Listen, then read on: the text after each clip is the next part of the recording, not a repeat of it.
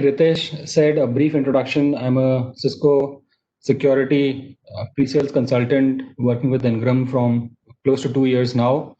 And I would be your go-to person for any technical support, bill of materials, any design related queries, or even customer meetings, demonstrations, these kind of things. And quickly, I would request Omar to introduce himself for those who do not know Omar. Omar? Good morning, good afternoon, everyone. My name is Omar. I'm a technical solutions architect from Cisco side covering the security technology. I'm happy to be part of this session today with Ingram Micro to deliver this workshop.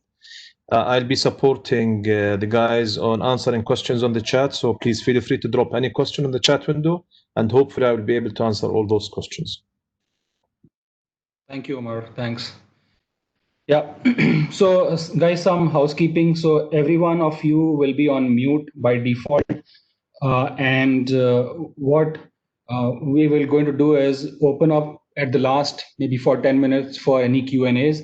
But in the meantime, you can put your questions, like Omar said, on chat, and Omar will help you respond with best possible answers. So, without wasting much time, let's get started. Just a quick confirmation. Can you guys see my screen, Ritesh? I can see. Okay. All right. Thanks.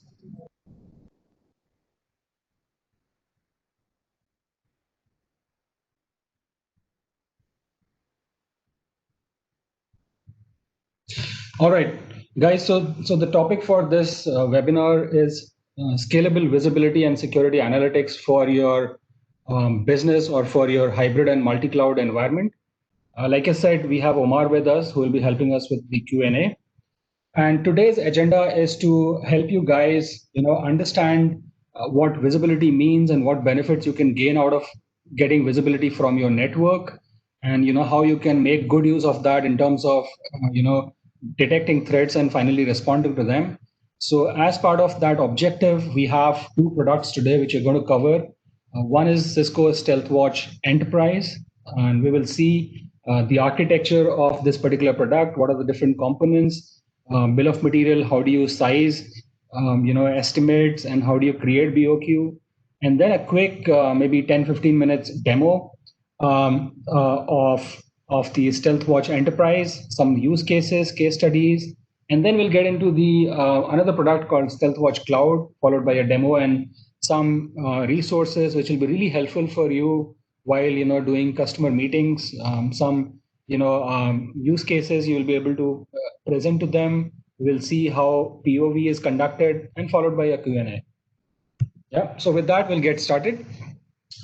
So as you know, we have seen recently there has been so many attacks on various kind of organizations, right from public sector to banking to financial, even Twitter and these kind of organizations. So what does it suggest? So to me, it looks like we are clearly at war with our adversaries. So we as a defenders, we have to protect our organizations against really sophisticated kind of attacks, which are advanced persistent threats, which are encrypted malwares hidden inside encrypted traffic. And these probably could be zero-day exploits as well. The main motivation behind adversaries to go after the enterprise is that they are after financial details, they are after PII of companies, and obviously the cybersecurity or cybercrime market has expanded to $6 trillion. Is going to be expanded to $6 trillion by 2021, as predicted by Cybersecurity Ventures and another report from Phenomenon Institute. So that's not all. Although we have so much security protective solutions in place, but we still see these attacks happening. And why these attacks are happening? Because there is no silver bullet in security, and every protective control will fail at some point of time. And also to the fact that there could be compromised credentials which are available with bad guys. There are disgruntled employees who knowingly or unknowingly leaking credentials. We have admin privilege abuse happening. And also the fact that some of the products which predominantly companies deploy is primarily to do protection against any malware. We lack a lot of tools when it comes to detection and then finally response. So on an average, what we have seen as an industry, the breach detection time is close to 200 plus days. And it takes close to 73 days on an average to contain a breach. How do you contain? First, you need to detect it, and then you need to maybe quarantine and take steps to contain that. So it's a pretty big deal to investigate that. So we want to make that as simple as possible. And for you to also know that average cost of a data breach has increased close to $4 million on an average globally. For our region, which is Middle East, this is highest or second highest in the world, right after United States, which is close to $5 million cost of a breach. So if any breach happens, on an average, companies are looking at spending this much money to overcome that. So one quick example of one such breach on-prem, which happened for one of the prime institutions, military research organization, NASA in US. You might have heard about this. Now, this breach was done by leveraging vulnerabilities on Raspberry Pi. If you don't know Raspberry Pi, it's a credit card size computing platform which gives you full capabilities of a full functional server as such. Now adversaries leveraged this vulnerability, and they were able to get inside their system using this Raspberry Pi vulnerability, and were able to steal close to 500 MB of data from Jet Propulsion Laboratory using this very cheap device, $80 device. And this kind of device was present in the network of NASA, was not even detected until 10 months. So imagine companies like NASA or maybe big organizations in the recent past. We've seen some data breach in Twitter. All of these companies, do you think they not have any protective controls in place? They have all the controls in place, best of the breed. And even they have all the same platforms and everything is in place, but still we see these breaches happening. So that's exactly why we need to have full visibility of our network, and then be able to detect malware in our environment and contain that using incident response mechanisms. So this is a pretty busy slide. I'm not sure if you guys are aware of MITRE ATT&CK framework. So this framework, it's an open source framework developed by MITRE organization, which actually talks about all the tactics and techniques leveraged by adversaries and blue teams as well, to understand how attackers go by their business. What are the different techniques they leverage when they have to implant a malware inside your organization? How do they do lateral movement? How do they escalate privileges? How do they exfiltrate data? So on and so forth. So this is a very exhaustive list, and Cisco is completely aligned, and this particular product is completely aligned to MITRE ATT&CK framework. We will see in the coming slides during the end of the session. And then, so what does it mean when I say effective security to you? And how do you make sure that your organization is effectively secured in today's dynamic environment? For you to, first of all, be able to protect your digital assets, you need to know each and every host in your environment. You should be aware of what's going on, what are the conversation in the network level going on, and then you understand what is normal against what is abnormal or malicious or anomalous. And finally, when you detect anomalous behavior, you should be able to trigger an alert, and which can be taken further by tools like Stealthwatch or any SIM platform to be able to contain that threat very quickly. Now, like I said, during these times already we were expanding to multiple cloud platforms. We were working from multiple data centers, different branch locations. Users were present working from their home, different devices, using different platforms like mobile. There are IoT devices everywhere. So everything contributes to our network, and everything could be a potential, threat vector, or could have vulnerability which can be exploited. Now, fortunately or unfortunately, thanks to COVID-19, we all are working from home, and which makes us a little more vulnerable in the sense that adversaries could leverage the weak security measures deployed by companies in protecting their users who are working from home, and that can be a potential disaster for companies. So how do we get all that visibility and then protect you is what we're going to see. This one slide quickly summarizes everything what Stealthwatch, as a security analytics platform does for you. The first step in your security analytics is to get visibility. And how do we get visibility? We collect data using the rich telemetry, exposed by our network, whether it's our servers, whether it's branch locations, and data center, or even IoT devices like IP cameras or anything else, even cloud as well. Now, once you've collected the data, what you want to do is do behavioral modeling on that data, which means that do a baseline of your environment, understand what is normal over a period of time, and then finally, once the normal is established, you would understand and create certain thresholds to see if those thresholds are breached. There would be an alert which gets triggered, and then to power that, to make it more effective and more I would say efficient, this product leverages multi-layer machine learning, which is a combination of supervised and unsupervised techniques. So the Stealthwatch Enterprise on-premise components, they leverage unsupervised machine learning, which means that they try to learn on their own from the data they collect. And then to power that, we have Cisco cognitive threat analytics as well, which leverages machine learning, which means that the patterns which we have seen in the past, and we know which is good, which is bad, and which are the malwares associated, and which are the bad domains associated with the malware, which are the Tor connections. All of that information is provided by Cisco Talos, the global threat intelligence platform. And finally, we have done so much, but that's not enough, because recently, last few years back, Google has announced that anything which is not encrypted, any communication which is not encrypted, is going to go down the search history, maybe on the second or third page.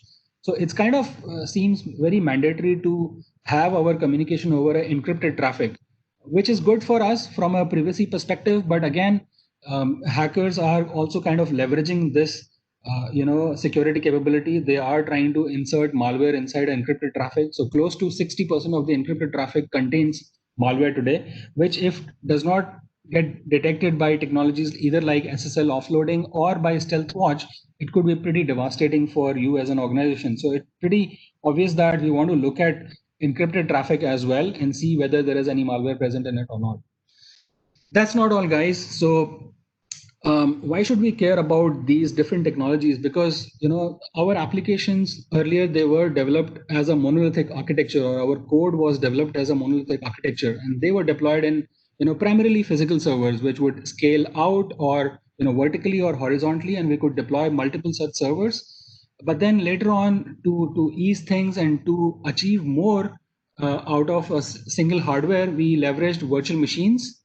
And today, when a lot of companies are leveraging microservices to build their applications or web services, they are leveraging microservices. So microservices are very lightweight, components of an application. For example, Uber as an application contains maybe 10 or 15 different microservices. They are independent set of codes deployed on different infrastructure and talk to each other using application programming interfaces. Now, the idea of microservices is to make your application very lightweight, very agile, very flexible, to be able to deploy in any platform and solve your DevOps related problems. So for that, Docker came out with containers, and Kubernetes also came up. And this Docker container is actually an abstraction of your actual code packaged with your application dependencies and different libraries, except the host operating system. Now, the benefit of Docker is that it's so lightweight that it can be spun up quickly in matter of seconds. And then you have something called serverless, which means that you have technologies like AWS Lambda, which is actually going to just consume a code from a user. For example, a developer who wants to deploy a certain application in cloud, they need not worry about what is the database I'm going to use, what is the server I'm going to use, how much CPU, RAM, memory. They just want to deploy their application. So for that, something like serverless or AWS Lambda is going to get leveraged. These are important from other perspective also, because serverless, this entity can be used for maybe, let's say, matter of running 10 seconds, even milliseconds. So the billing is based on milliseconds of usage as well. Now, if you look at containers, you may want to run containers for maybe, let's say, a few minutes.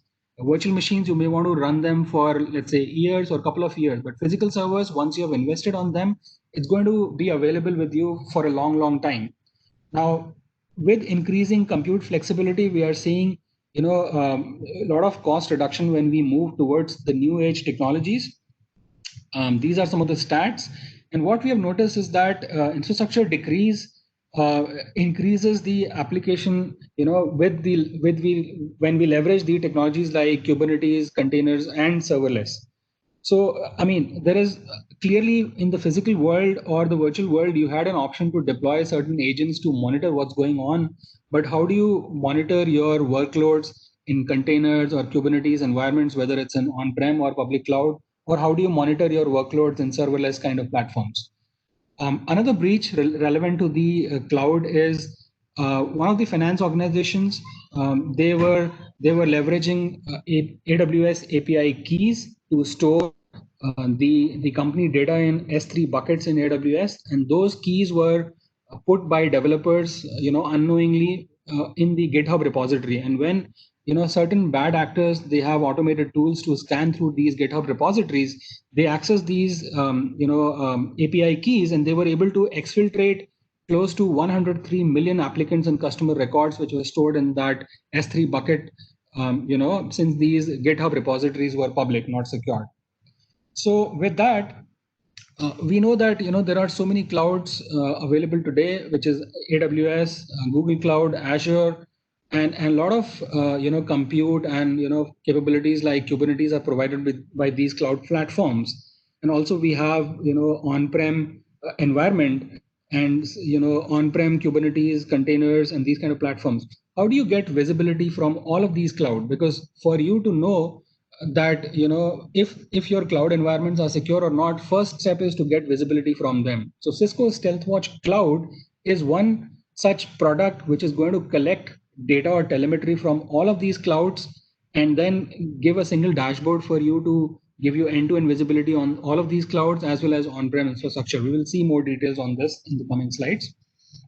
So clearly there are two products. One is Stealthwatch Enterprise and the second is the Stealthwatch Cloud. So cloud is primarily used for public cloud monitoring and private network monitoring as well, with a little less integrations when compared to Stealthwatch Enterprise. We will see what are the real differences in the coming slide. Now quickly, let's jump into the Stealthwatch Enterprise here. The main goal of enterprise, like I said, is to collect the contextual network-wide visibility. And then once you collect the visibility, you do predictive threat analytics using behavioral modeling, machine learning, and global threat intelligence from Cisco Talos to detect, malwares using the telemetry provided or, the alerts, high fidelity alerts provided by Stealthwatch. And then once you have detected those alerts, how do you remediate them really quick? So we will see that as well. So how do we do this is using agentless approach.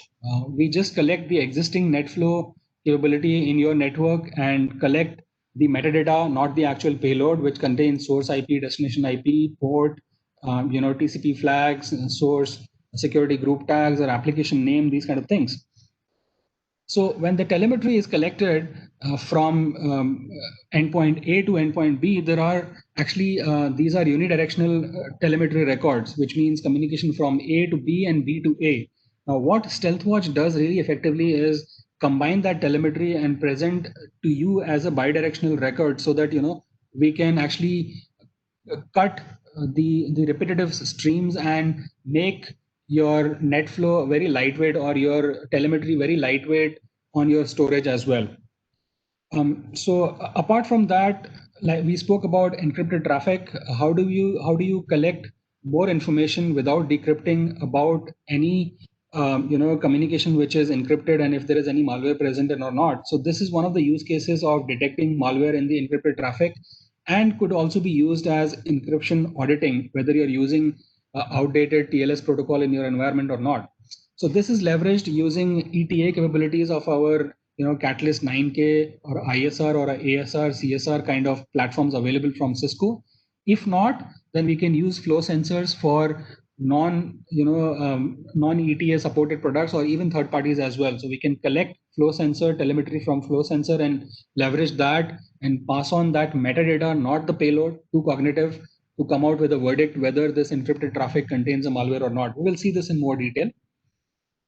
The next is, once you've collected the telemetry, how do you make it more actionable? Which means that how do you add more, contextual information from a user perspective? Like, for example, which user logged in and which user was logged in on that machine from which this telemetry was collected, or who was part of this particular breach, or whose access was leveraged to conduct this breach, or something like that. And then more, you want to get further more visibility in terms of what applications were being used, what domains, what URLs, all those kind of things.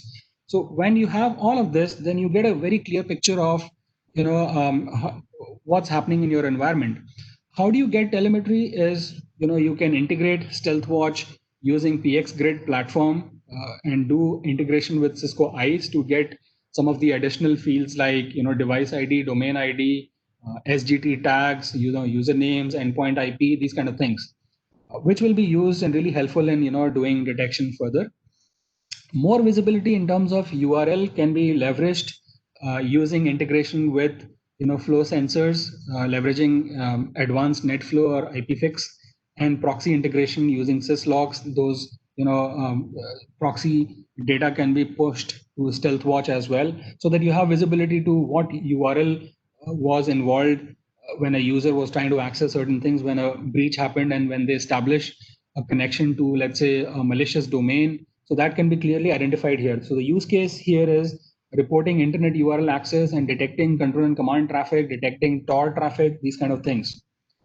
And finally, you may want to get more information because you would want to know which process within the endpoint or a host started this flow actually, and then also get process hash, process name, parent process hash. So once you have all of this visibility, then you can put it to a good use of detecting threats. And the last piece to full visibility is doing smarter segmentation. Now, using Stealthwatch, in addition to what segmentation you do in Cisco ICE, you can also do segmentation in Stealthwatch Enterprise as well as Stealthwatch Cloud. So the way you classify your hosts, which are IP and subnets, into different host groups in your environment, these could be logically clubbed as locations or countries or specific use cases. For example, printers group, employee group, something like the confidential server, DMZ servers, like this. So you create two host groups. One is inside zone and one is outside zone. Anything outside your perimeter, like clouds, your partner networks, everything in the internet is an outside network. Now what you do is you monitor these hosts and any activities happening from these hosts to the other host internally or externally, and baseline the behavior of traffic over a period of 30 initial few days, and understand what is normal versus what is not normal. And when the threshold is breached, the system creates an alert which can be used by Stealthwatch to do further actions. Now there are 4 ways to segment our networks into different host groups using manual host group creation, or you can leverage APIs using IPAM, maybe from Infoblox or something like that, host classifier applications or maps. These kind of applications are available today. So the use case here is using Stealthwatch for network segmentation and policy development. This is how exactly you create host groups within your Stealthwatch enterprise. Club your create a logical grouping of your host and subnets into different groups, and assign IP addresses including a complete range or a single IP, and then enable baselining and let the system automatically detect a normal behavior, and we can create policies to understand if there is any breach from normal, and then quickly create a high fidelity alert for you. Like I said, automation can be done to create host groups using Infoblox integration with the help of APIs available on Stealthwatch. You can integrate with SolarWinds. You can leverage anything basically which is used as your IP address management repository or a tool, or you can even leverage your Excel sheet where you maintain your enterprise IP addresses, where you plan all of your IP addresses, and that can be integrated here. So this is really important, guys, because this is a fundamental block of Stealthwatch. What we are trying to do here is that create host groups and then understand what is normal, and if there is any deviation from normal, create an alert, so that we can understand that this is anomalous using behavioral machine learning capability. So this is the map I spoke about. So Stealthwatch today has a beautiful map, which you can create maps from at different locations where you have presence, and then understand the overall flow of traffic from one location to other, and also understand different kind of map. You can leverage them to create network performance. You can understand RTT, SRT, overall traffic bandwidth from one location to the other. You can generate alarms by leveraging these maps, and then creating policies on the fly, and making really good use of these maps to one, get visibility in a really visual way, and also remediate threats automatically using the policies which you create. And the next piece after visibility is the analytics. Now, once we understand, complete visibility of our environment, the first step is to do baselining and understand what is normal behavior versus what is not normal, what is anomalous. Now, this we discussed.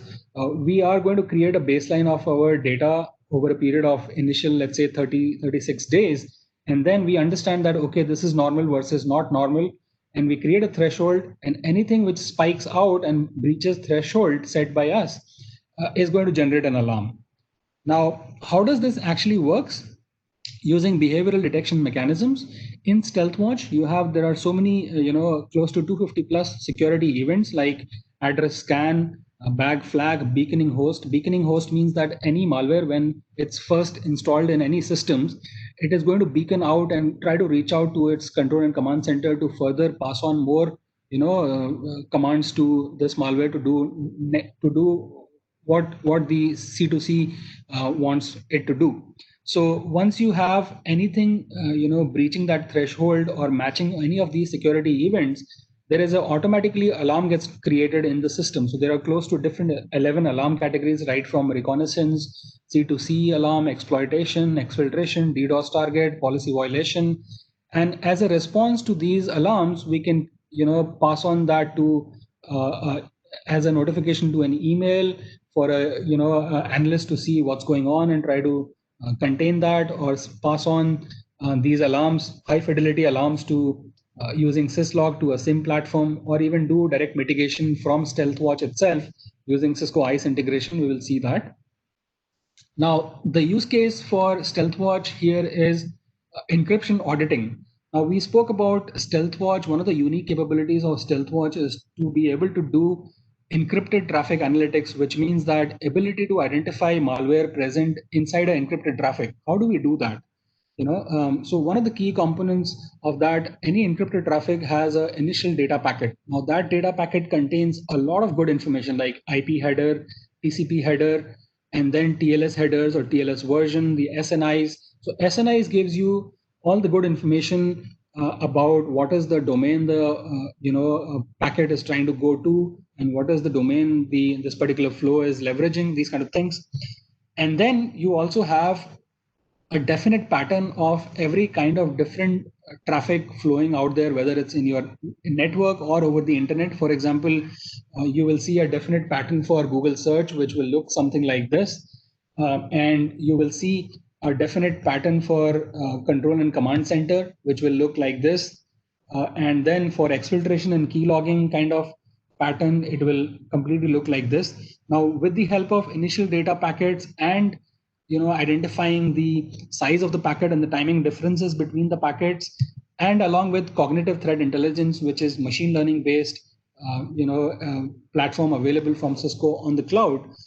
So what we do here is that we collect all that ETA enabled data from our environment, and pass on just the metadata, not the payload, to Cisco Cognitive Threat Analytics engine, and then it will come out with a verdict that okay, with 100% accuracy, that yes, this particular encrypted traffic contains malware for sure. So this is the use case where you detect malware in encrypted traffic, as well as can be used to detect encryption auditing as well. So you want to see, which applications or which flows in my environment contain TLS 1.2 or lower, which is obviously because you don't want to use them because they are deprecated and no more being used or no more considered safe. Obviously, threat intelligence plays a key role here. Talos knows about all the Bogon IP address ranges. It knows a huge list of control and command connections, Tor entry and exit nodes. So it will automatically alert you and help you, come out with high fidelity and confidence that, okay, this particular has a definite malware present inside it. Now comes the response piece. We have seen the visibility portion. We have seen how do we detect, using behavioral modeling and multi-layer machine learning, how we detect threats, and then how do we do response. So, so the use case here is to detect top alarming host on your network. So, Stealthwatch UI gives you a beautiful dashboard. We will see this in the coming slide, which gives you top 11 alerts, including concern index, target index, target reconnaissance, C2C, policy violation, exfiltration. So these are really important. Also, top alarming hosts, which you can further investigate and see whether there was anything malicious going on. When it comes to remediation, either you can pass on that inputs to something like a SIM platform, or you can natively do remediation from Cisco Stealthwatch using ICE integration. So in Cisco Stealthwatch, if you integrate with ICE, you have an option within the host page to automatically quarantine that particular host or unquarantine if it is already quarantined. If you see that, okay, this is no more malicious, so you can do that. This we have seen, I spoke about this, crypto compliance reporting. This use case here is to how do we detect, encrypted traffic in our applications which are not leveraging TLS 1.3. And then just to summarize, what we've seen so far is some of the key features here. Number one, obviously, is visibility everywhere. You want to know what is going on across your environment, whether it's a branch or a data center or a remote location, a user working from home, or applications in cloud. And then once you have visibility, you should be able to uniquely detect threats using a combination of behavioral modeling and multi-layer machine learning in the platform natively built, and as well as machine learning available with Cisco Cognitive Threat Analytics. And also, you should be able to detect encrypted traffic which contains any malwares, again using CTA, and high fidelity inputs collected or telemetry collected from the core Cisco routers, switches, and flow sensors as well. Now, once the encrypted traffic is detected, or once the threat is detected with high fidelity, the next step is to do actually smart segmentation. We've seen that create logical grouping of our network and understand if there is any flow flowing from, let's say, one domain to other domain, which should not be happening. Or if you see that, for example, a user never sends traffic to, let's say, China or Russia, when you suddenly see that there is a traffic going from our data center to China, and immediately it will throw an alert using the policies which you created in the Stealthwatch. Again, last piece is remediation, which is really important, because if you just do detection and don't remediate, then probably the malware would start spreading in your environment by doing internal recon and doing privilege escalations and so on and so forth. This actually summarizes on a high level that the entire process. For example, there is a host which does data hoarding and at the same time does the data exfiltration. So with the help of telemetry collected and predictive threat detection mechanism, we are able to generate alarms on Stealthwatch.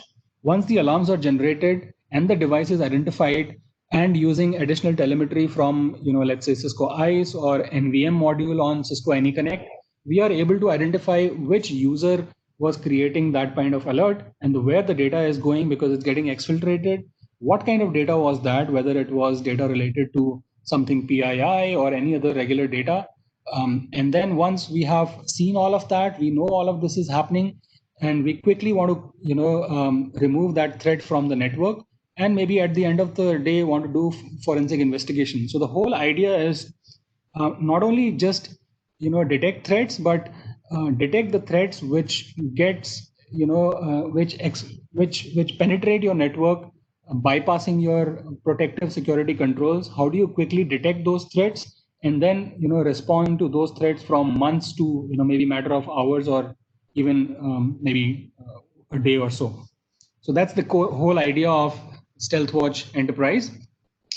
One question which I've seen a lot, and probably Umar also get this a lot, that this looks like very similar to a SIM platform, because SIM also does event collection, and it also does so many other things which look a little similar to Stealthwatch, but it is not. If you ask me, it is actually going to complement your SIM platform. So Stealthwatch is a way to reduce your volume of flows being sent from Stealthwatch to SIM. So what we have noticed is there is a white paper available on this. We have seen that close to 80% of savings when you send just the raw logs to SIM versus when you send high fidelity alerts from Stealthwatch to SIM on the overall storage cost as well.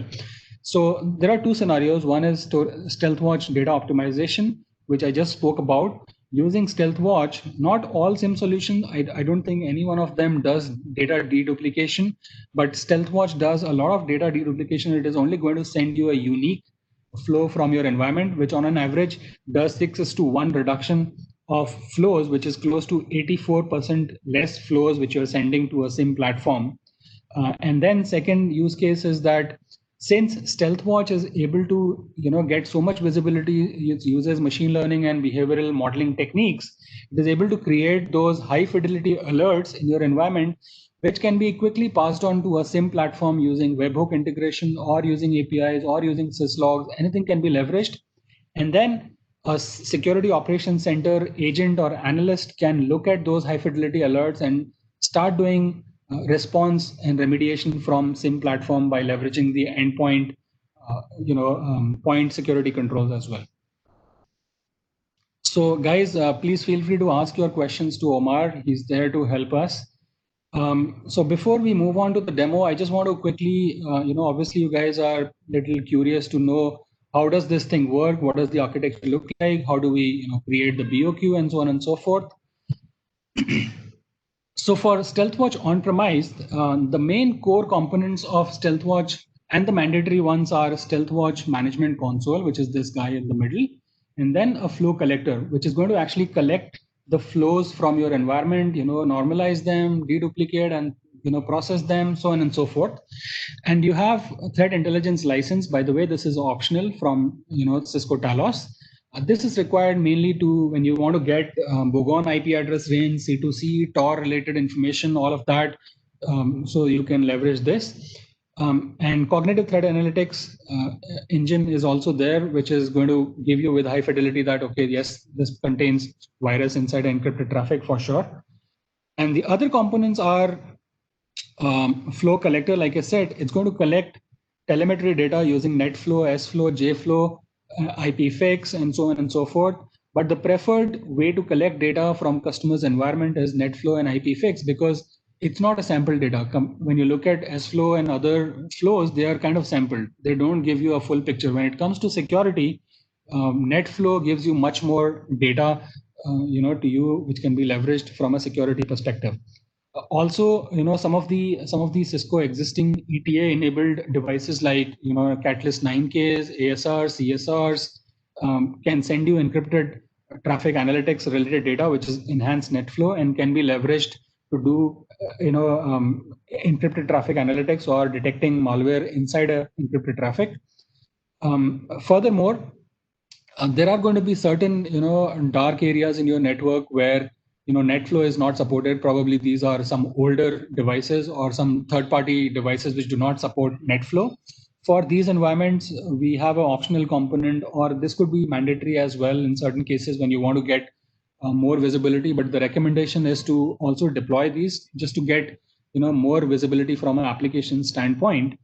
So what this guy does is that it collects flow data or collects the data from all these non-NetFlow supported devices and converts that into a NetFlow stream, an ETA, and adds ETA tags to that as well. Again, this flow sensor can be deployed in a virtual environment as well. So all of this info can be passed on and leveraged by CTA to detect malware. Additionally, you can leverage UDP director, which is nothing but sort of a proxy in between, which is going to collect data from these sources. And then when you have two sources of data, if you want to send this flow information to, let's say, your monitoring solution, SolarWinds, and at the same time want to send this to Stealthwatch, you can leverage UDP director to send out two streams parallelly at the same time to two different devices. You can do proxy integration for more web context to it, and then at the end of the day, if you want end user related information like process hash, process ID, parent process hash ID, all these things can be enabled using AnyConnect module, network visibility module. And finally, this is some more details on flow sensor. So what additionally it does is that it's going to provide you ETA enhanced NetFlow, layer 7 application visibility. It gives you round trip time, server response time. So this is again, RTT and SRT is also relevant for your networking teams as well, because Stealthwatch, we have seen that it is leveraged heavily also on the network side as well to understand the traffic flow, traffic pattern, what is the server response time, round trip time, on all those things. Not just a security use case, but a network use case as well. But it is a product which is heavily focused on security, as a functionality. So where do I need flow sensors? Like I said, dark areas of your network where you do not have NetFlow visibility, no native NetFlow export capabilities on certain devices, only sample NetFlow is available from your environment, probably at the edges of your WAN network or maybe DMZ. These are the places where you want to collect this information. Of course, for the reasons because you want to collect the ETA, encrypted traffic analytics, so that you can detect malware inside an encrypted traffic without decrypting it. Unlike other solutions like, maybe SSL offloaders, maybe F5 or any other product which will require you to offload that packet, which is again a cost as well, and also may not be relevant in a lot of companies because of the compliance reasons, or you may not want to decrypt the banking information of some critical people in your company as well. So you would need this flow sensor as well. And some of the other integrations with Cisco Stealthwatch, which are really important, is integration with proxy, DNAC, AnyConnect, ICE, API-based integration with third-party platforms like ticketing platforms, GuardDuty, or maybe you want to integrate this with your WebEx or Slack community for your incident response team to effectively communicate between them. You can integrate with Palo Alto. You can integrate with SecureX. This is really interesting. You will see this SecureX integration, how you can automate an incident response using complete workflows.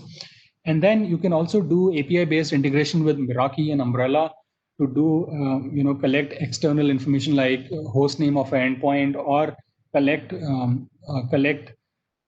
for example, do external lookups of certain URL or a certain IP within the Umbrella Investigate dashboard, and you can check there as well using this. So like I said, integration with load balancers. This product can be integrated, a flow sensor can be integrated with load balancers. The interesting thing about load balancers is that any traffic which passes through load balancers is actually going to create two streams, one from the actual user to the load balancer and from load balancers to the destination. So what happens here is that as a nature, by default, load balancer will pass on the load balancer's internal IP to the destination, which is the internal network. If required, you can leverage X forwarded header capability of a load balancer, pass on flow data, which includes the end user IP as well. Is there a question? I see somebody asking. Okay, I guess no. All right. So this is why you would integrate with a load balancer.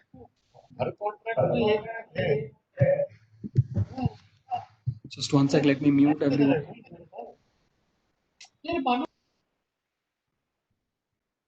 All right.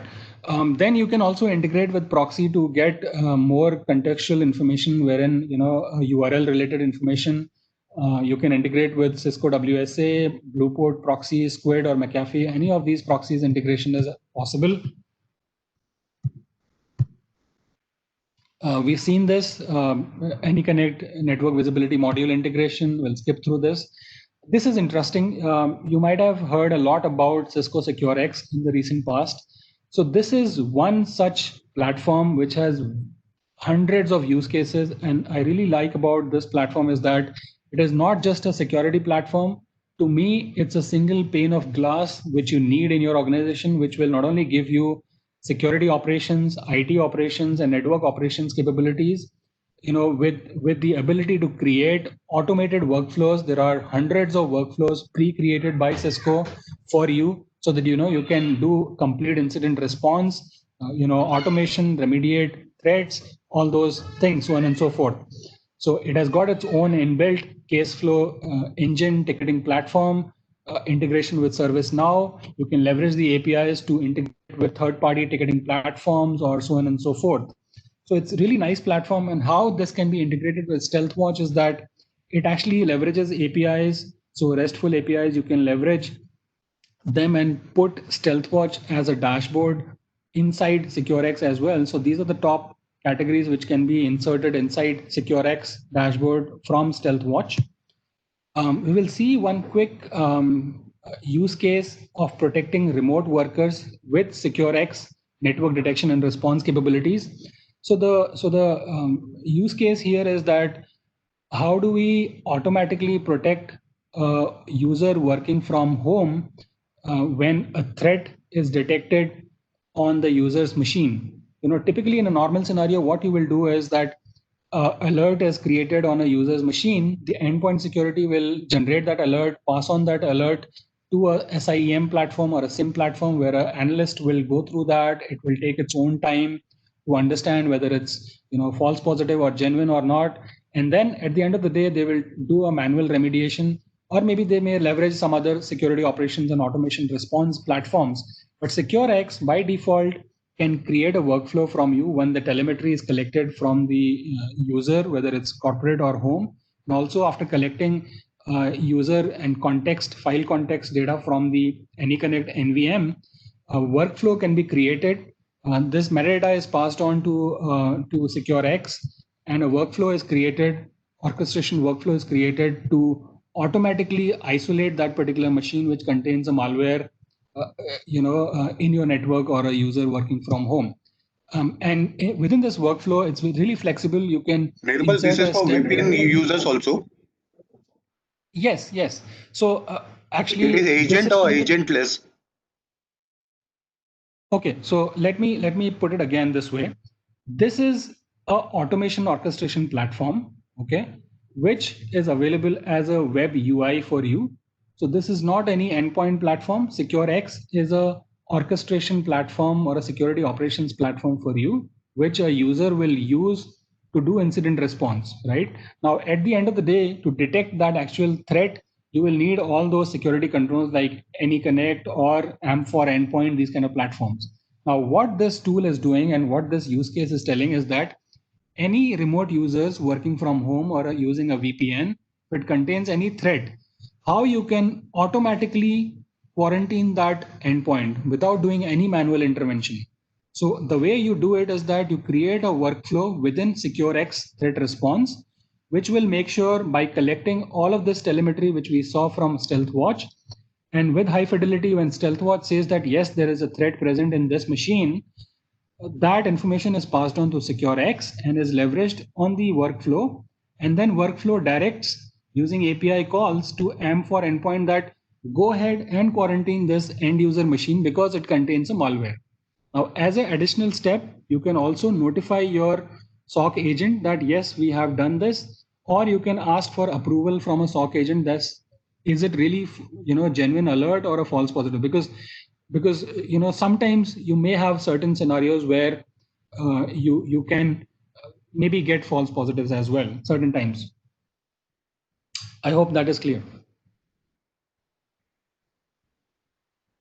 Yes, yes. Okay. All right. So we will keep moving. Okay, now let's quickly go through, because we've seen a lot of theory. Now we have a good idea of what Stealthwatch is, what are the different high-level use cases, although we're going to see more use cases. There are dedicated slides for that. But let's go through a quick live demo on Stealthwatch Enterprise. So let me open my browser here and let's do this. Can you see my browser?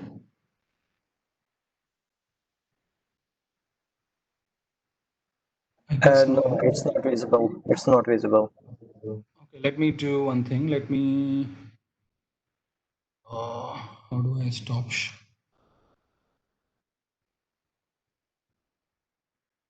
Okay, what about now?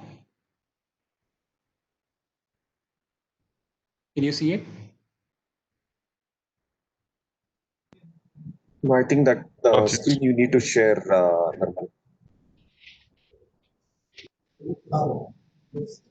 Okay, I think now you should be able to see. Yeah. All right. So like any other demo, there is a beautiful place called dcloud.cisco.com. So you have to log in here and then go to a nearest data center to you. For in our case, it's going to be EMR London Data Center. Before I get into an exact demo of Stealthwatch, let me also give you some other reasons why you want to use this particular dcloud portal.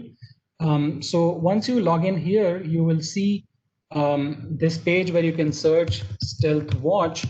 Although I have a specific slide on this, but I want you to see here right now. Um, so related to Stealthwatch, you have different lab environments. You have a deployment lab, you have a field engineer lab, wherein it takes you through the entire deployment scenarios, how you can test all those use cases. And similarly, you also have a test drive. So when you do a POV, when you do a customer engagement, before a customer engagement, since it is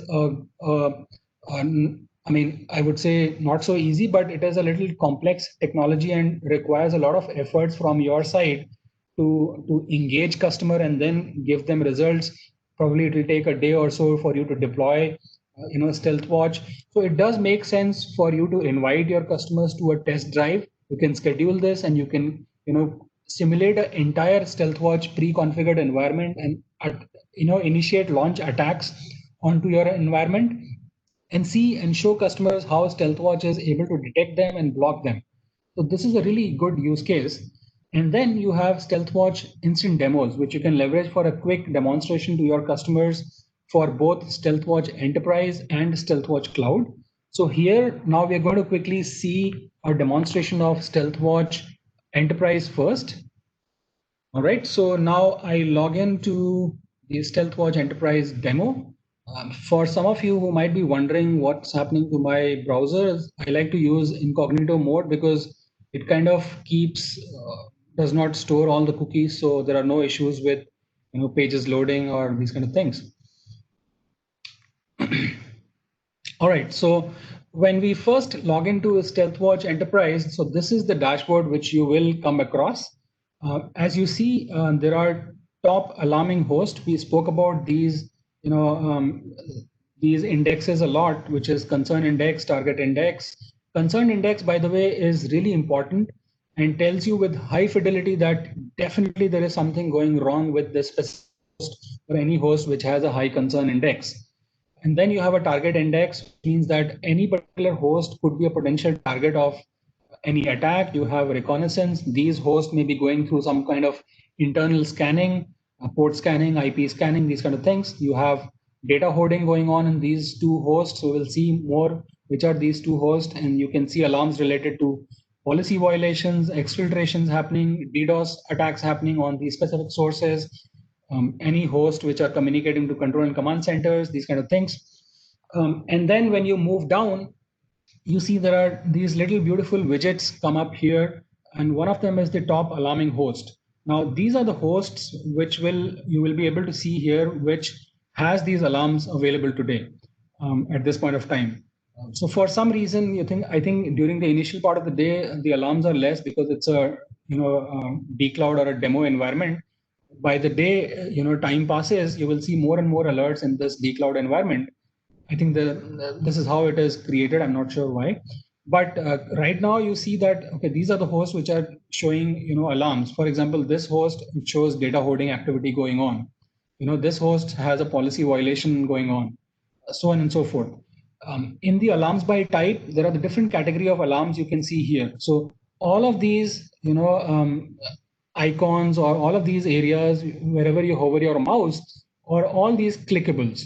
Now, what you can also do is, deselect all of them and then specifically select, for example, crypto compliance violation.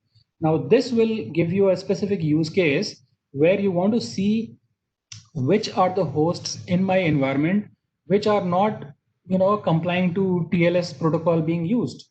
For example, I say that in my company we do not allow TLS 1.2 or lower, and the mandatory TLS protocol for use is 1.3. We want to see that where is the violation happening, because it could be really critical when it comes to actual breach. They may leverage these weaknesses in TLS. So if I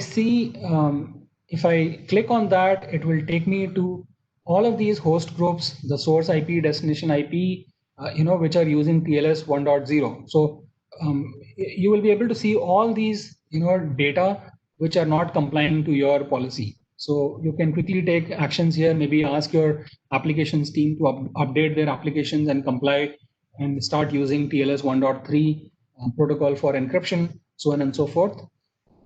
Similarly, today's alarms, you will see top alarms which are present in the system for today. You will see alarms related to suspect data hoarding, policy violation, recon, these kind of things. And then top applications, you will see which are the top applications contributing to your inbound and outbound flow as well over here. A flow collection trend overall from your environment, you'll be able to see, where are these spikes in my environment, and then probably zoom in onto those spikes and see what's going on at that particular time. Probably this is more of a NetOps kind of a use case. And then finally, much spoken about is the cognitive threat analytics, which is cloud-based machine learning,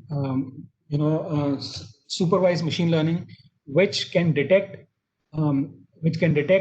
encrypted traffic present in your environment, which has malware present in it. For example, this particular host, 10.74.89.167, it says encrypted, which means that this particular host has a click fraud malware, as suggested by cognitive threat analytics, and this was identified within an encrypted traffic. Now imagine you did not have something like this, or you did not have SSL offloading capability. This malware would go unnoticed in your environment. You will never be able to detect it because most of your protective controls, they do not decrypt the packets and then scan or look for malware. They do not, whether it's any vendor. So it's really important to have tools like Stealthwatch to be able to detect encrypted traffic and malware present inside the encrypted traffic without decrypting. Now, if you want to know more information on this, you go ahead and click on this host. Let me go back. Let's stick to our use case.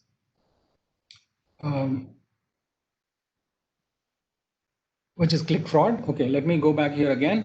And now when I click on this, it will give you a host level view of what's happening from this host to internally inside host or outside hosts. So on this page, you see that at the bottom, you see, although this is a demo environment and maybe there are some issues with the ICE integration, when ICE is integrated, you will be able to see two options here, quarantine and unquarantine, which means that since cognitive threat analytics has given you a verdict of a rating of 9, suspicious rating of 9 to this particular host, which means that this definitely has a malware present in it. Now, when you go inside this host,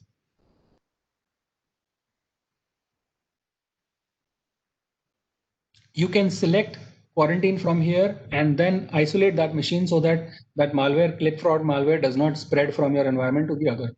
Now, you can see a complete timeline of how cognitive threat analytics qualified this particular host contributing to a click fraud or has this click fraud malware present inside is you see this the rating of this host change from 7 to 8 to 9, And when you see a circle around it, which means that it is with very high fidelity, CTA has confirmed that it is guaranteed presence of malware inside it. Now, if you want more details, you can go inside incident detail and see, more information like we will see here, what are the different domains this host connected to over a period of time, which are the different IP addresses. This could be, C2C IPs or any Bogon IPs. What are the different autonomous systems it has relationship? So it gives you a complete host domain autonomous system relationship. And this is the metadata excluding the payload, which was sent to cognitive threat analytics, from the host.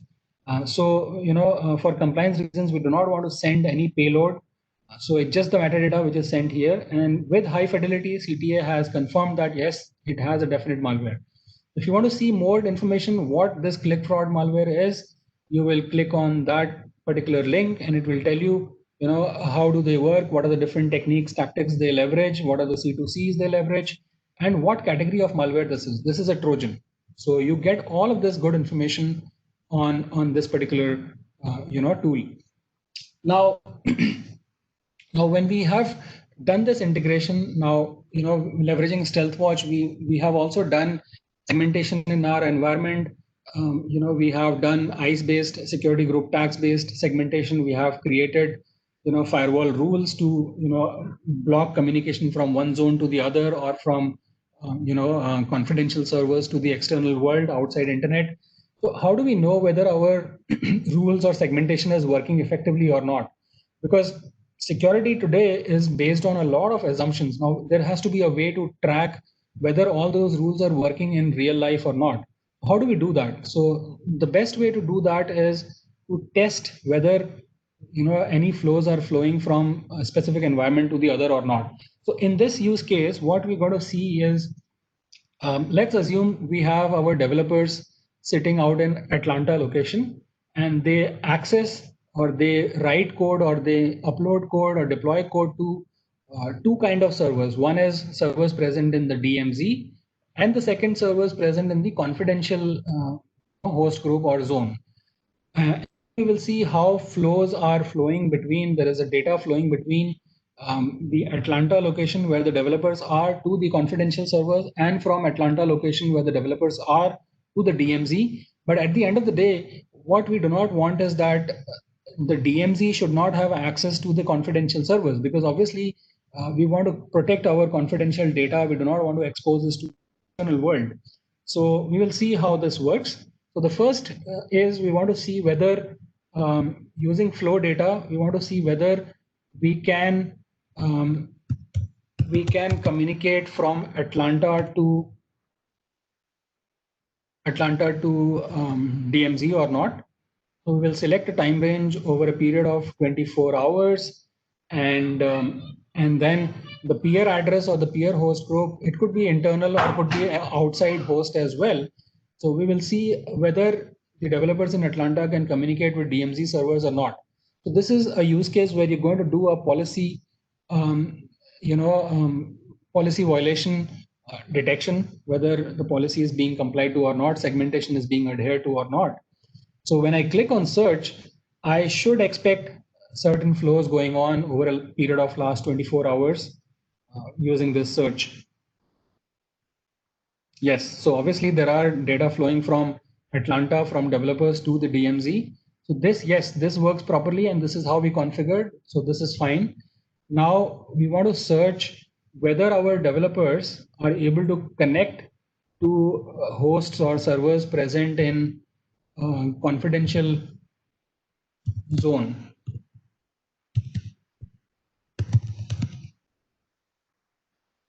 So as per the policy configuration, this is what is also allowed according to us. So hopefully over the last 24 hours period, we should also see some data here.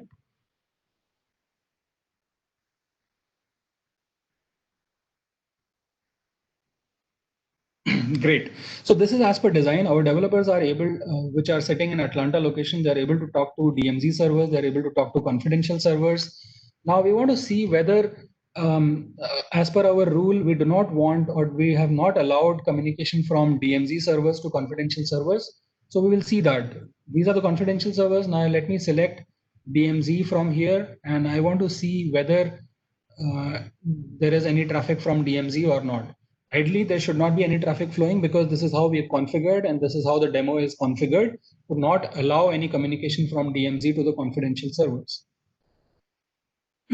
Again, over a period of last 24 hours, I'm going to search for any flows if they are present or not. So we will see the result.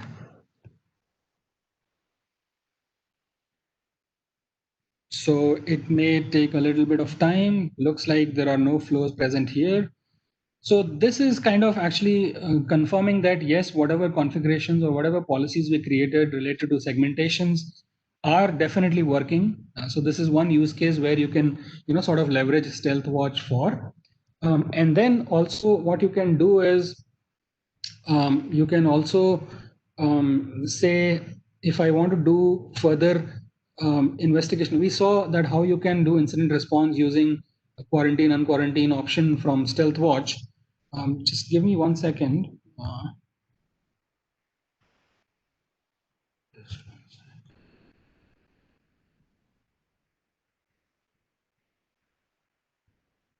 All right. Now this use case, we want to see all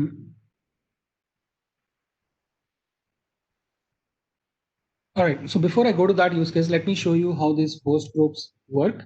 So in the host groups, if I go to monitor and host groups, you see a clear, alarms related to host groups. Like for example, which are the different hosts present in my environment and what is the communication between different hosts, whether inside or outside, from let's say desktop to New York location, or from desktop or let's say DNS server zone or domain controllers to any of these locations. So for example, we want to investigate further and we say that, let's say there is no business for us to send data to Germany. If we see traffic flowing to Germany, then obviously it's a policy violation. We don't want to go that route.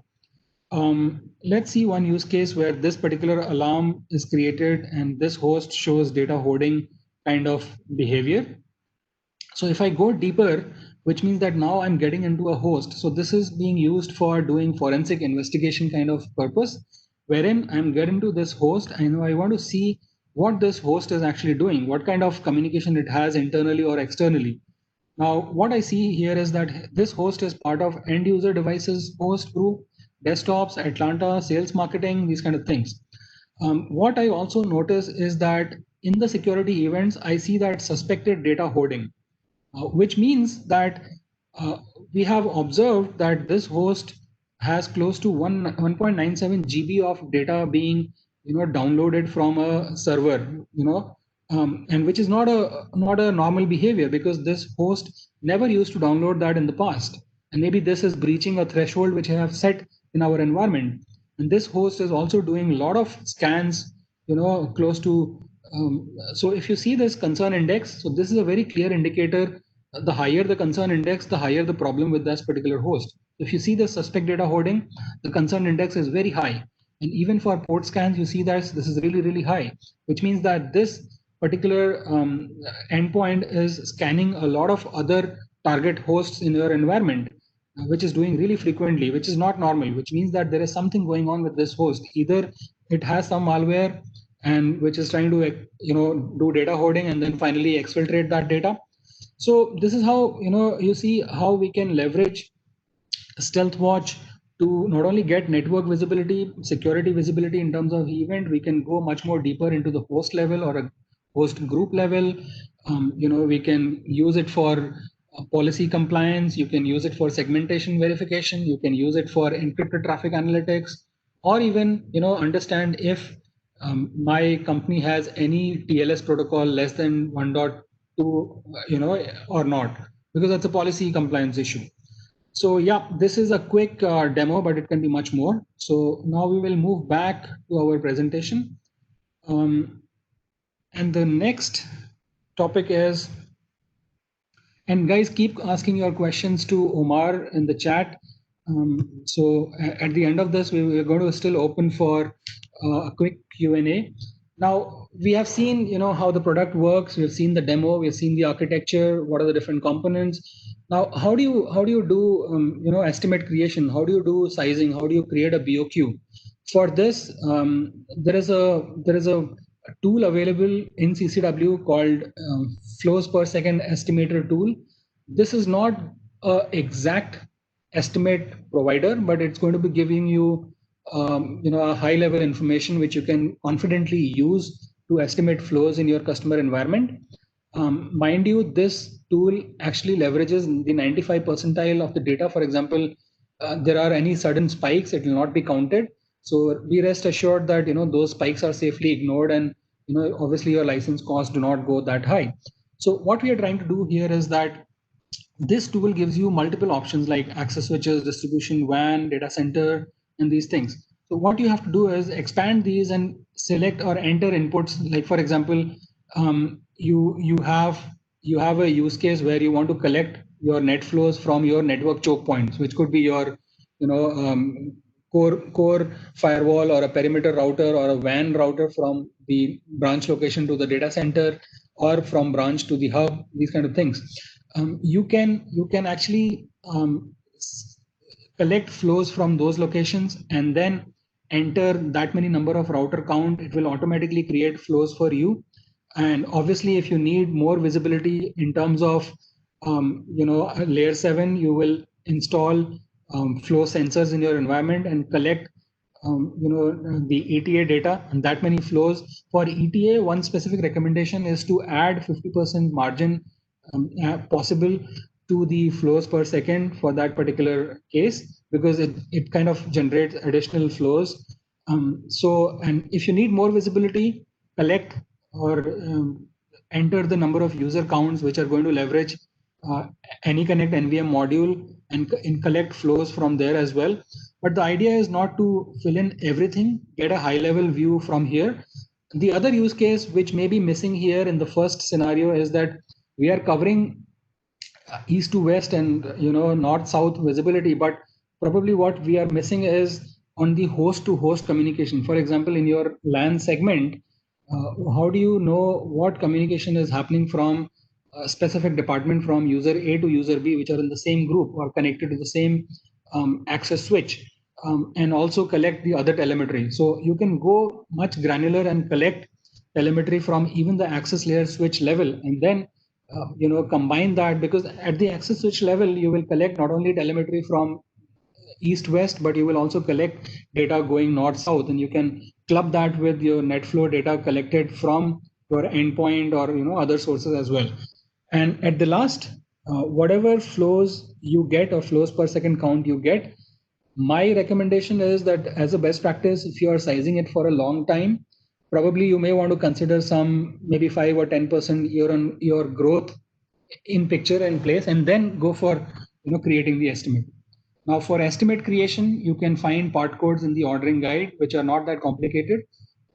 And in certain scenarios, when customer is okay to do POVs as well, you can leverage the Stealthwatch visibility assessment feature, which can give you a high level 95 percentile flows per second present in the customer environment.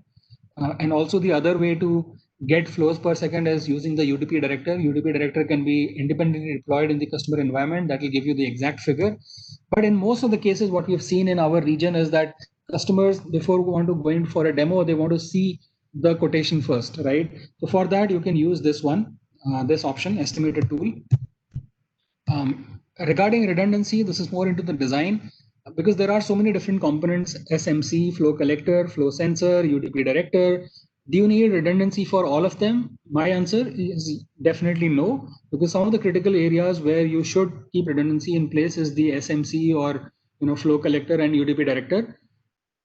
Most of the times you will require this over there. Also, for the fact that flow collector is active by design, so it would require double the license. So you may not want to consider that, as unless it is very critical and customer does not want to miss any flows at any cost.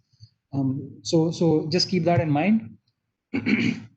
So this is how we depict that is, how a very highly available architecture would look like for all the components. But this is not really kind of practical, depends on the use case and the customer's requirement. If they're really, really sensitive, they cannot afford to miss any net flow data whatsoever, then of course you need to keep that level of high visibility, but they will also have to pay cost. It will not come free, it will come at a cost.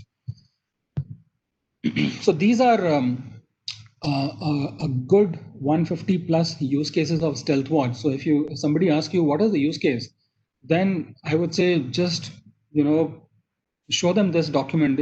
This has got 150 plus definite use cases across threat detection, compliance, network visibility, forensic investigation, different alarms recognition, incident response, and of course Stealthwatch Cloud has its own use cases.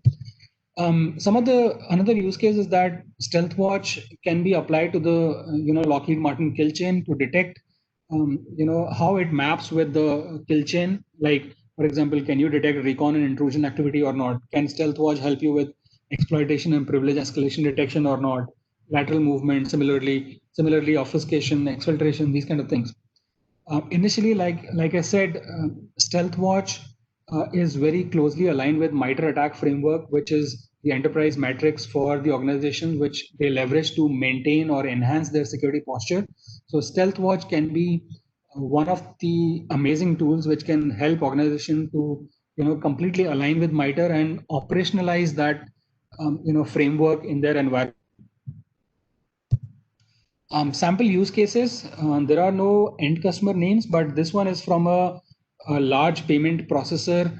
And the use case for them was policy violation detection, detecting application access policy violations, detecting obsolete encryption protocol if they're getting used like TLS 1.2, detecting any rogue servers or devices. Like for example, we saw the Raspberry Pi breach initially. If there is anything which is present in their environment which is rogue, and then users bypassing the proxy, like traffic not going through the proxy. So the challenges they're facing were that they were not able to catch anomalous behavior from baselines. They were not able to ensure safety of customers and their own data. And generally, there was a visibility issues in their environment. So Stealthwatch jumped in and helped with all of these use cases for them. So there was a lot of information. I know it will take some time for you to grasp. So for this specific reason, we have a lot of resources deck, and you have myself and Omar available. You can reach out to us. We will of course share this deck with you as well. So I will try to quickly cover Stealthwatch Cloud as well. Now, Stealthwatch Cloud is again 100% SaaS-based platform. In contrast, where Stealthwatch Enterprise is an on-prem solution, Stealthwatch Cloud is an on-cloud solution built on AWS. Again, the cloud is a secure place, but it's a shared responsibility between cloud provider and the customer, because cloud provider, they're not secure your customer data, they're not going to secure your application, they don't have anything to do with securing your identity access management or encryption or so on and so forth. So that you need to take care across all the clouds, not just one cloud. Companies may use multiple clouds. And moving to the cloud creates a lot of new security challenges, like how do we prevent data loss in the cloud? How do we comply to the regulations? How do we detect gaps? How do we investigate any breach which happens? How do we, of course, manage identity? Because identity is like one of the very first vectors which can be leveraged to do a breach inside a cloud. Because once you get access to the API keys or identity keys, you can do pretty much anything within your cloud environment. Now, what this Stealthwatch Cloud solution can detect is it can detect crypto mining, ransomware, shadow IT, bad user behavior, high risk countries, so on and so forth. How this works, this is really important. This is little similar, but not that similar. But again, at the base level, it is very similar. It uses a baselining mechanism, so it leverages dynamic entity modeling. So we collect inputs from different metadata sources, Active Directory, DNS, vulnerability scans, and so on and so forth, from logs from all the cloud providers like VPC logs from AWS, Azure, Google, and whatnot. So by going through all of these entity modeling, when the data is passed on through this pipeline of analytics engines, the Stealthwatch Cloud is able to draw certain conclusions, like the roles, what roles these devices have, what groups these devices belong to.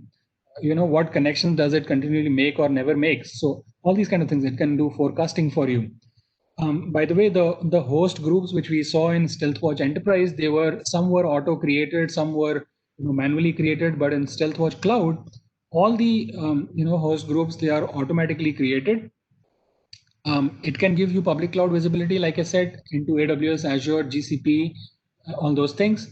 You can use Stealthwatch Cloud to do private network visibility as well. You just need to deploy a Stealthwatch sensor in the customer's premise and use single platform Stealthwatch Cloud to do public cloud visibility monitoring and threat detection, as well as private cloud detection and monitoring as well. These are the use cases: analyze event risks, detect misconfigurations in the cloud, behavioral threats. One of the very interesting use cases is that monitoring serverless functions. How do we detect serverless functions, or if a Lambda in AWS is being used to maybe create a lot of new EC2 instances, which are obviously going to cost you. So how do you detect that behavior? How do we track of any containers? How do we know if containers are not talking to any suspicious entity or not exfiltrating data, or so on and so forth? So the way it works is, how do we collect telemetry from AWS is that we integrate or ingest VPC flow logs. So in AWS, the NetFlow equivalent is created from VPC flow logs. So VPC is your private data center within AWS and creates flows, and those flows can be sent to AWS S3 bucket or AWS cloud, and then Stealthwatch, using the Stealthwatch role created within AWS account, can collect that data and ingest into Stealthwatch cloud. And also it would need some other information, because cloud also provide a lot of security solutions, like for example CloudTrail, which gives you ability to track the API usage, the identity access management data, the guard duty, which is the anomaly detection engine within AWS cloud, Amazon Inspector, which is vulnerability assessment tool of AWS. All of this information is collected and passed into the Stealthwatch cloud, and then you get full visibility. You are able to detect threats within the cloud platform by this integration. Similarly, it works for Microsoft Azure, it works for Google Cloud as well. And then you're also able to integrate with Kubernetes clusters. By the way, Kubernetes is very different, and the way it works is that since it's a containerized environment, there is no option to install an agent inside a container. So what we do is that we have a master node and various other worker nodes. It's an agentless integration where we install a sensor inside the node, not inside every such pods or such containers. So that's how we are able to keep track of pod to pod communication or inter-pod communication kind of things. From the Stealthwatch cloud, how do we collect telemetry, or how do we get NetFlow from the on-premise network, is using Stealthwatch sensor. So this is a very small software or virtual machine which you deployed in your on-premise, which will collect IPFix, span, management, all these kind of data from your enterprise, and then pass it on over a secure tunnel to the Stealthwatch cloud. So it can also act as a proxy relay in your environment, which can be used to pass on the alerts generated by Stealthwatch cloud, and can be using syslog or webhooks to pass on that data to a SIM platform or an existing SIM platform.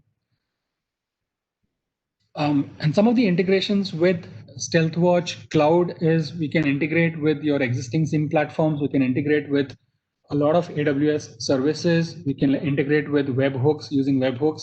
We can send emails. We can integrate with, by the way, this webhooks is used for the auto remediation purposes or response purposes. You can integrate with SaaS-based ticketing platforms like PagerDuty or ServiceNow or so on and so forth. Even collaboration tools like WebEx, Slack, these kind of things. Obviously, we can do integration with Meraki to collect host names from Meraki managed networks. Integration with Umbrella can be used to do external lookups for certain domains within Umbrella investigation portal, Investigate console, to see if that domain is part of a larger campaign or not. With high fidelity, Umbrella Investigate can tell you all of that. Let's quickly get into Stealthwatch demo. Let me see how much time we have. We'll try to do this demo in quickly, maybe 5 or 6 minutes, and let's move forward. Let me go back to the D cloud, and from here I click on view.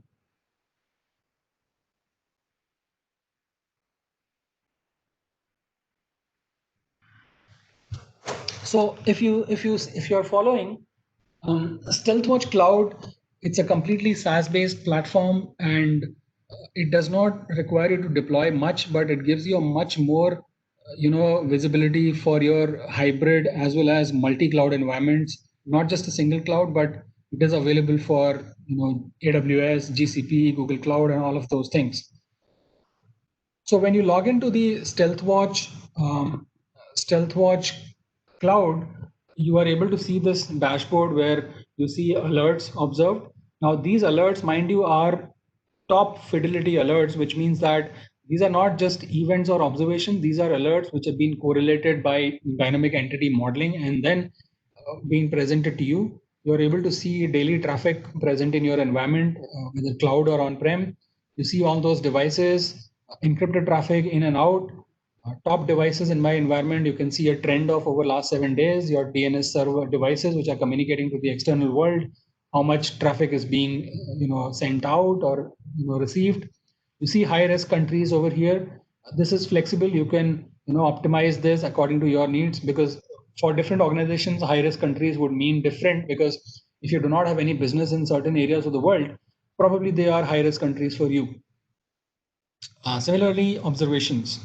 You see, these are building blocks of Stealthwatch Cloud. There are close to 3 million observations versus, I would say, I don't know, maybe 60 alerts. So that's how high fidelity it is. So out of 3 million observations, Stealthwatch has created some close to 60 top alerts for you, which are equivalent of, a security event, high fidelity event generated in the Stealthwatch on-premise. And then if you want to do an integration with your on-premise, this is where you will go and collect your sensor and deploy in your on-premise network.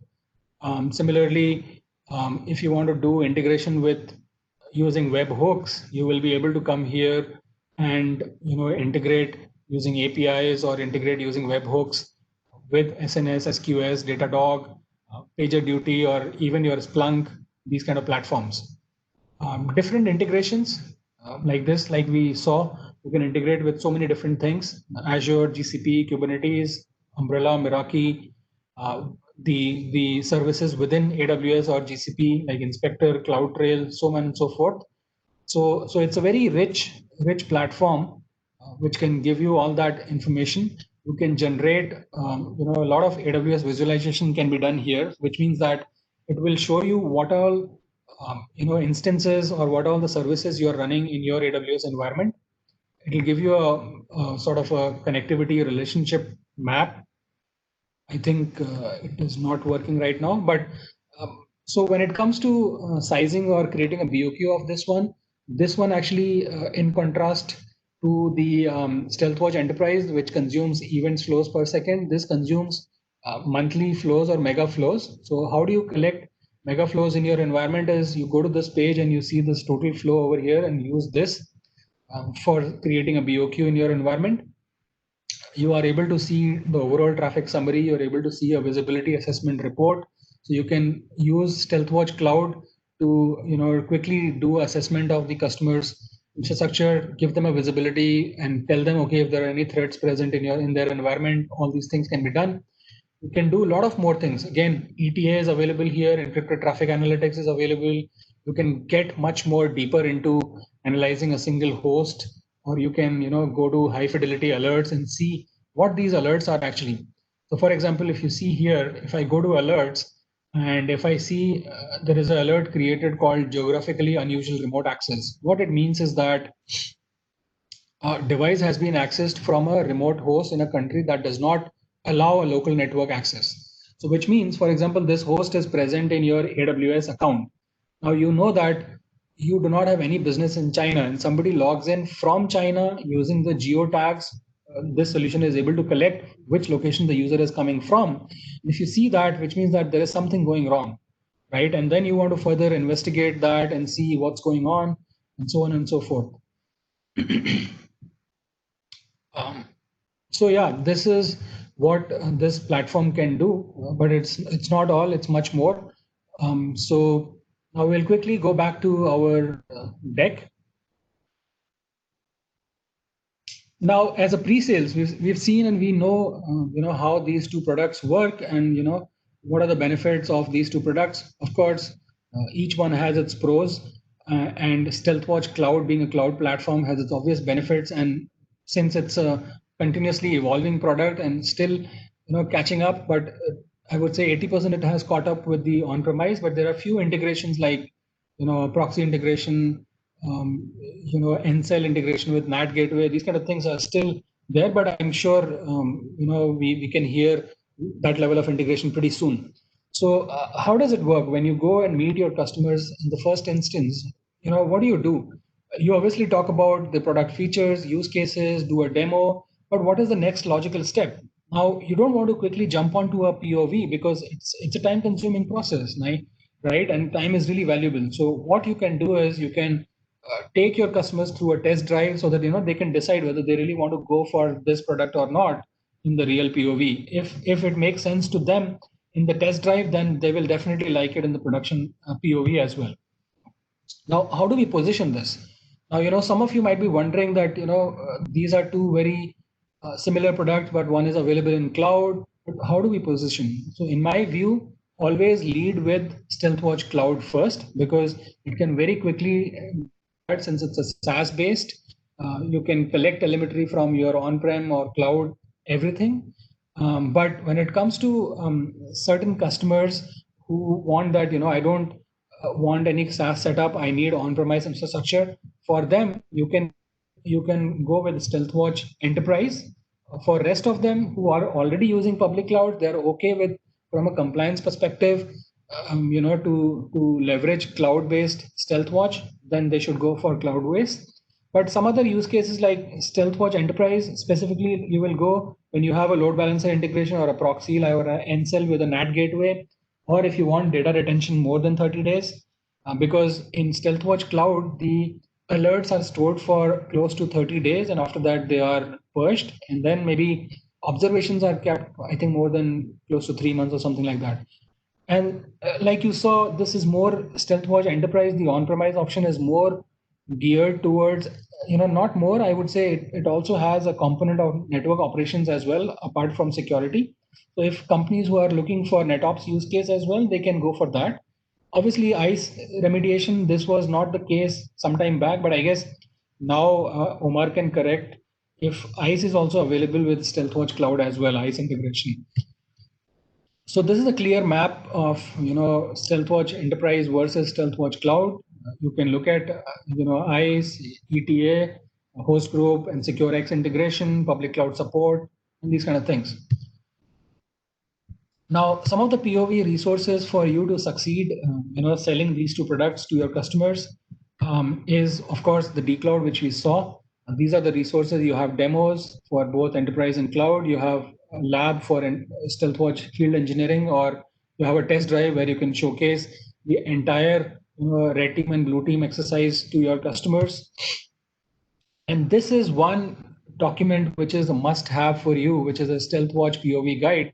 So this is one amazing document which I think you should really follow. It clearly walks you through what should be the logical steps, and how do you approach a POV. Let me quickly log in here and show you this.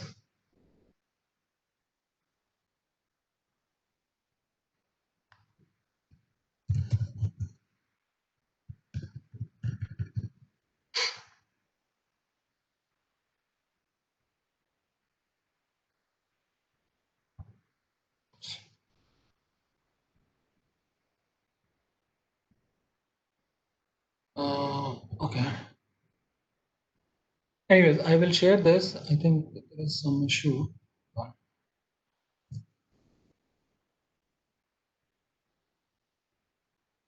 I don't know what's wrong, but yeah, you can follow this document. It actually tells you about overview of this and what is the POV journey, and then what are the different learning resources for you, and how do you get hands-on, the test drive and the POV, actual POV, so on and so forth. Now, when you actually go and do POV for a customer, how does the overall POV timeline looks like and how you should approach a POV is definitely one important factor, because you do not want to end up in a situation where your POV is going maybe, let's say, 3 months, 6 months, or maybe a year, because there are certain cases where if scoping is not done correctly, it would completely go haywire. So you need to be very cautious on when you define your use cases and success criteria with your customers. You do portal registration for the deal, and you start configuring your system configurations, host groups, and then the actual POV trial period only starts from the time when you start receiving data on the system, right? And from then you can clearly start doing your integrity check or configuration flow, whether the data is flowing or not, and then you can start integrations. But let's make sure you discuss with customer what use cases they want to see, because let's not complicate this, because there are so many integrations and there could be a lot of things which can be done. Let's agree with customer what use cases they want to see, because Stealthwatch is one huge product, and if you want to integrate with ICE as well, which is going to take a lot of time, and this could be a never-ending use case. But for certain customers who need that use case, yes, we need to do that for sure. So it actually generates alarms. There are a lot of alarms which are by default defined in the system, and they get triggered or activated in the initial 15 days, and other alarms which get triggered about 36 days from then. And you have a total period of 60 days to conduct the POV and then come out with the result. But even if you exceed, there is no stopping you. Probably you will hear from Cisco that what's going on, how can we help you, and what support you need. And these are some of the resources where you can go. Cisco.com, Stealthwatch, and community sources. There are a lot of good videos on YouTube on Stealthwatch, including deployment, integrations, use cases, demos, Stealthwatch mapping, so on and so forth. So I think we've covered pretty much. Now I will open up for Q&A. You guys can ask your questions to Omar and to myself, and we'll try to address to you, in a way which is efficient as possible.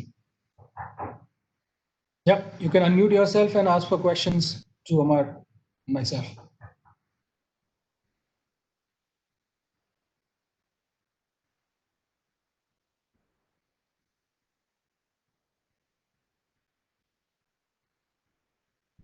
Guys, are there any questions?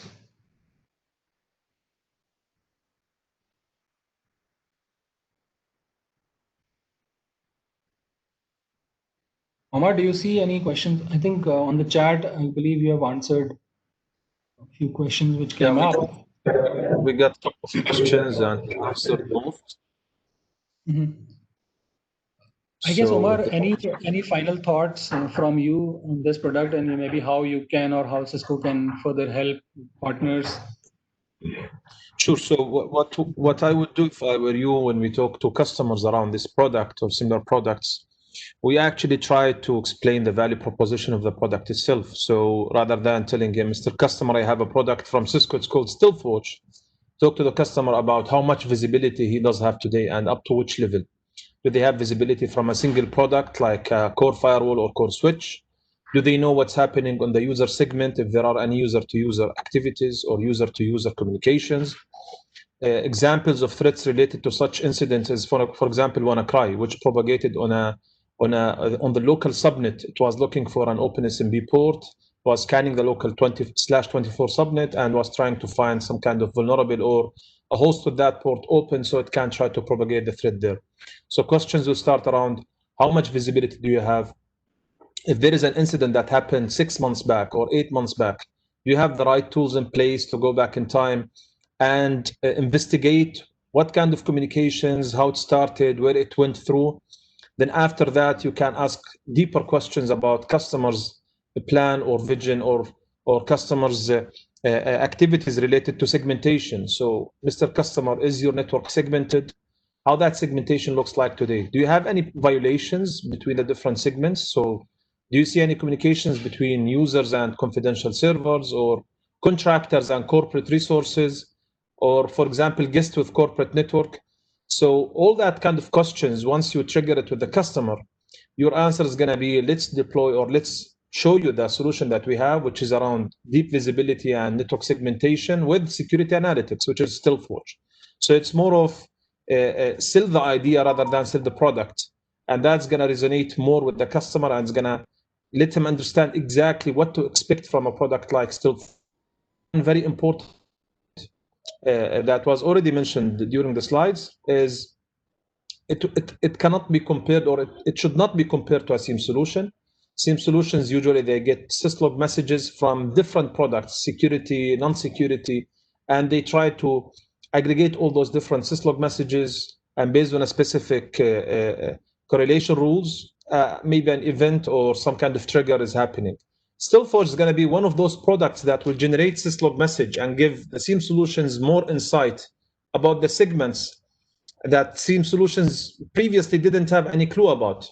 Going back to the same example, if we have no tools to tell us what's happening at the user segment, Stealthwatch will do this job today, and it will enrich the SIEM solution with such information. So there are lots of different use cases that you can leverage from Stealthwatch, but try always to position the idea, sell the value proposition rather than selling the product. That's what I can say from my side. Great. Thank you, Omar. Guys, one final thought is some of you might be wondering that, is this technology really selling in the market or not? Because we see a lot of things, maybe, in security in general, there are some overlaps here and there, but definitely, yes, this is a definite category out there in the market, and there are a lot of use cases for financial, banking, or even large corporates, even telcos. Last month we presented to a large telco in this region. So definitely this is a use case, and they are looking for these kind of solutions, because the adversaries on the one hand getting smarter day by day, and like I said initially, there are no silver bullets. No matter how many protective solutions you deploy, they are going to fail someday, and adversaries or attackers are looking for only one opportunity to capitalize, and once they are inside your organization, they are going to do damage to you in unimaginable ways, which could be financial or which could be reputation damage. Now today, if you become a news, then your reputation is gone for a toss, and you cannot overcome that reputation loss out there. So definitely this is one of the products which can be high revenue generating for you as partners, but customers also definitely are looking for these, because it's going to fill that gap of visibility and detecting those advanced threats, especially the nation state sponsored APT group attacks, or the east-west movement within your organizations. So with that, we will close this, and since we have another 5 or 8 minutes, we will be still present on the webinar. In case you have questions, you can put on chat, and you can unmute yourself and ask. If not, then thank you so much. Thanks a lot for joining this, and